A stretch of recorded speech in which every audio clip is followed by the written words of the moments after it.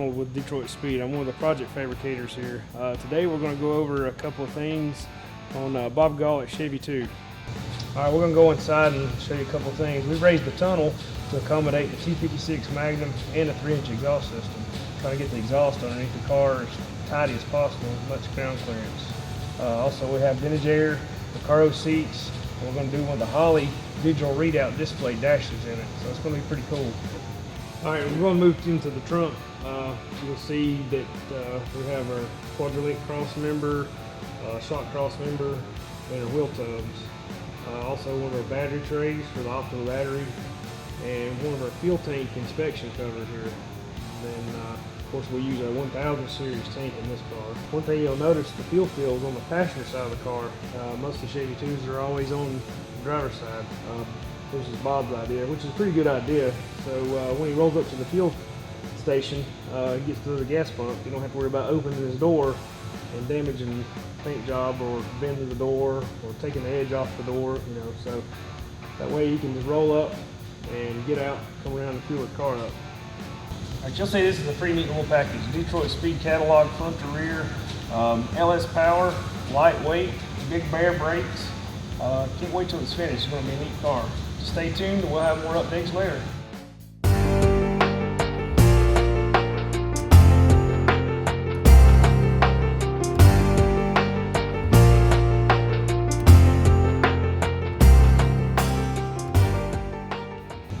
Hi, I'm Paul Morgan, project fabricator here at Detroit Speed. Hey, I'm Ted Dubkowski, paint and body specialist at Detroit Speed. And we're going to show you Tommy Franklin's 69 Camaro. Okay, this combination of mower and blower was a tight setup, so trying to get this motor package to fit under the hood, we pushed the engine back a few inches and had to re-sculpt the inner hood for clearance. Along with the airflow through the air filter, we've also modified the air dam to allow more air to go to the intercooler and radiator and condenser assembly.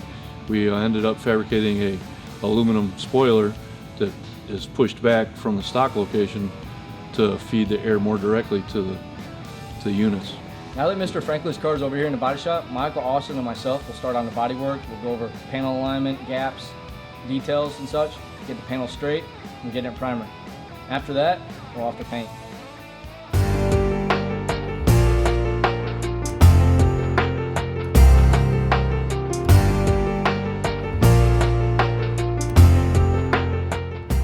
Hi, I'm Eric Evans, fabricator here at Detroit Speed. I'm going to show you some things on Robert Taylor's 1969 Camaro.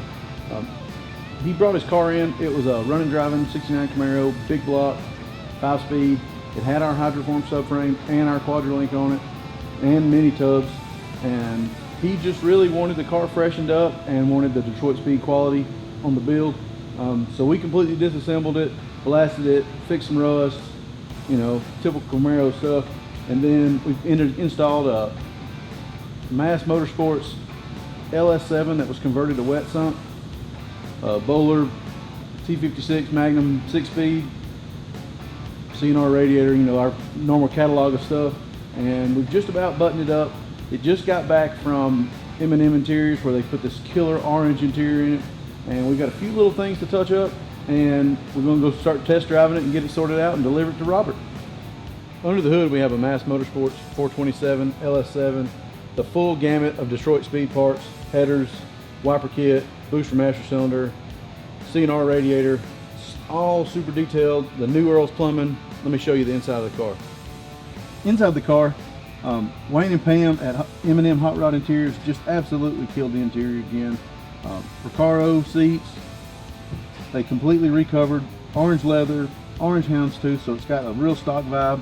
They custom built the door panels from scratch that really mimic a stock door panel that they just absolutely just killed the door panels. That's probably one of my favorite things. On the dash, we have a Detroit Speed gauge panel with Classic Instruments autocross gauges that they screen printed our logo into. An I Did It steering column, billet steering wheel that we custom painted, and Mark McDonald, the fabricator, modified the horn button. Alpine audio system, little 4-channel amp, 4 speakers. It's an awesome little package, and we top it all off with a new dash pad from National Parts Depot.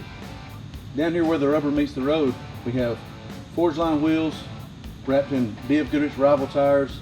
And to slow all that Mass Motorsports power down, we have 6 piston bear brakes in all 4 corners.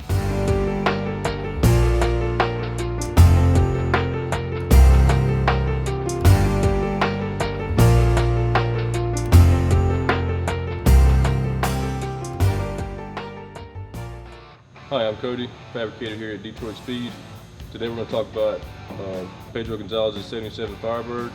He brought it to us so we could put our catalog on from front to rear, and today we'll show you all the stuff we already have installed. As you can see here, we've already installed our DSC Hydroform subframe. We have our DSC firewall fill plate installed and our DSC clutch master mount already installed, and we've modified the tunnel already, so we'll take a look at that on the inside. Went ahead and modified our tunnel for the T56 Magnum. Then after that, went ahead and installed the Detroit Speed subframe connectors, the roll cage kit, and the Quadrolink kit. And after that, we installed the DSC mini tubs, which we'll look at on the other side. As you can see here, we got the DSC mini tub kit installed and the Quadrolink kit installed, and hopefully we'll get Pedro's car back to him as soon as we can and see him at the track.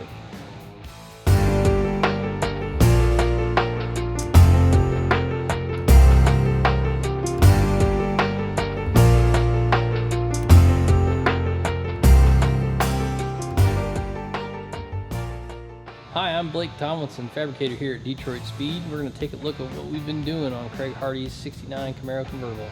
The biggest thing we've done since the last video update we did was this hood here, which is a 3/4 inch cowl hood, extra wide, as you can see. Our artist Ben Hermans came up with the idea, and so this is almost 100% hand built. It's actually the only factory parts are from, there's a weld line right here over to the edge, and then from here over was totally fabricated here.